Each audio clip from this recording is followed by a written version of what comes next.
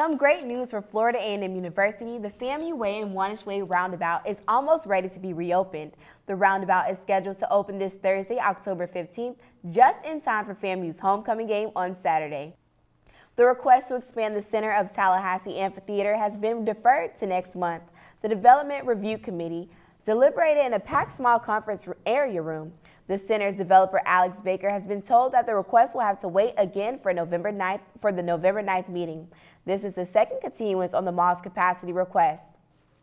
Leon County is sponsoring a career expo. The Leon Works Expo will be held Friday at Lively Technical Center. The expo will be held from 1 to 4 p.m. It will feature businesses in healthcare, business, and trade fields. Leon County government says the Tallahassee region will have more than 10,000 skilled jobs by 2020.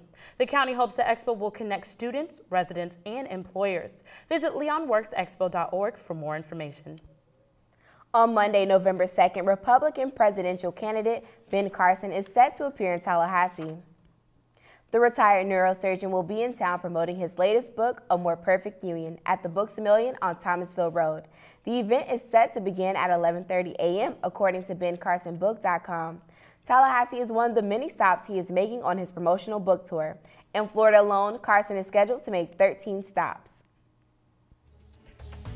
And coming up on News 20 at 5, the first Democratic debate is tomorrow. We'll give you a preview before the candidates hit the stage. Also, Iranian journalist fate has been decided, and we'll give you details on that and much more after the break. Stay tuned. You're watching News 20 at 5.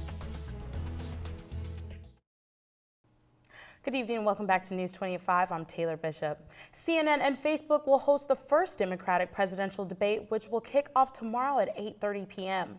Questions over Hillary's private emails, the rise of Bernie Sanders, and the possible late entry of Joe Biden are suspected to be brought forth in the debate. CNN released the podium order Sunday morning with Clinton in the center spot. Sanders will be to Clinton's right and Martin O'Malley to her left. Jim Webb and Lincoln Chafee will be bookend the stage. If Vice President Joe Biden joins the presidential race and participates in the debate, a podium will be placed on the stage for him as well. A University of South Florida football player has been charged for an on-campus shooting. USF offensive lineman Benjamin Knox has been charged with possessing and discharging a firearm on campus. According to the university police, Knox fired shots into an occupied residence hall early Sunday morning. Police found a vehicle parked with an open gun case and a box of .45 caliber ammunition, which traced back to Knox. Knox was found in his dorm with the gun once police caught up with him. No one was injured. USF has suspended Knox from all team activities. And Florida Agricultural Commissioner Adam Putnam is discussing challenges facing the world's water supply in Israel this week. Putnam is attending the International Conference on Water. The conference features the latest innovations and technologies to develop new freshwater supplies. Putnam met with the Ministry of Foreign Affairs and the Minister of Agriculture today and is set to discuss solutions to water scarcity problems and the importance of collecting data on water supply and its use on Tuesday. And now we will have Gabrielle Dawkins for our Entertainment eLive segment.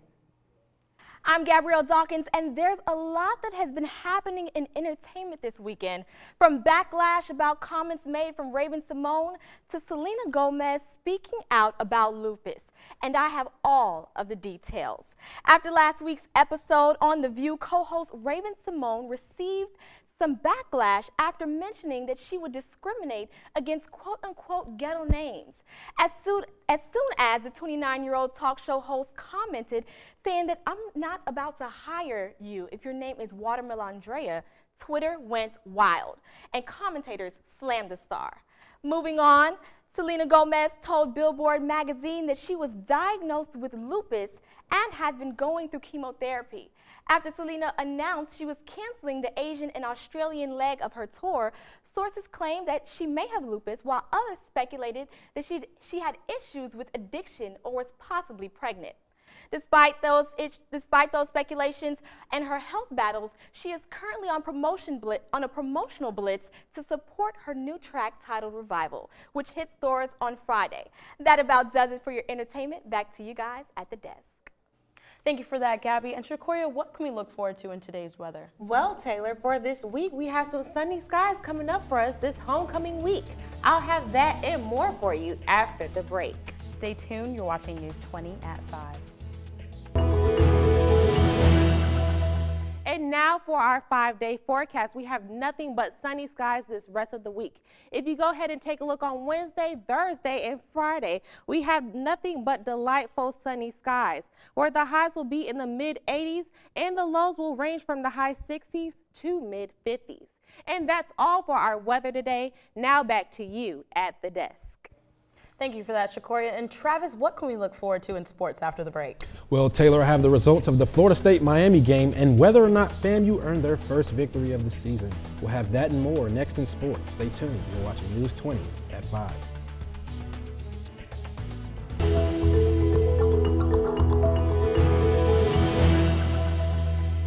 Welcome back to News 20 at 5. I'm Travis Milton with your sports. The Florida State Seminoles football team extended their winning streak against the Miami Hurricanes Saturday night to 6 in a row. And this season isn't looking so bright for Florida A&M University's football team. They're hoping that their season will make a turn for the better. The FAMU Rattlers are set to take on the Delaware State Hornets for FAMU's homecoming game on October 17th. Kickoff will begin at 3 p.m. in Bragg Memorial Stadium. And taking it over to high school sports. After a double overtime, the Seminoles football team of Florida High finished on top against the Eagles of North Florida Christian. A 1-yard touchdown run from quarterback Isaiah Hill gave the Seminoles the lead in the first overtime, followed by a connection between Eagles quarterback Avery Thomas to Nate Schaefer in the end zone, forcing the second overtime. The game-winning kick came from junior Chase Albaugh after a fumble recovery on the Eagles' 27-yard line. And the Florida A&M volleyball team made it look easy on Sunday against the North Carolina A&T Aggies. The Rattlers defeated the Aggies in 3 matches as they increased their conference record to 4-1. The win over the Aggies pushed the Rattlers into second place in the Mid-Eastern Athletic Conference. The Rattlers will travel to Troy, Alabama Tuesday for their next match against the Trojans. And Florida State University's women's soccer team defeated the #1 team in the nation, the North Carolina Tar Heels, 1-0. The Seminoles have been clicking on all cylinders, continuing into Saturday's game against the Tar Heels, as the #2 Seminoles used a late goal from Berlin Thord-Valstatier to get the win. The Lady Noles added 8 wins in a row and a tie since losing 3-2 to the University of Florida on August 30th. The Seminoles will face ACC opponents Louisville and Virginia Tech this week on the road. And that's all we have in sports. Back to you at the desk. Well, that's all we have for you today. For Travis and Shakoria, I'm Brea Baker.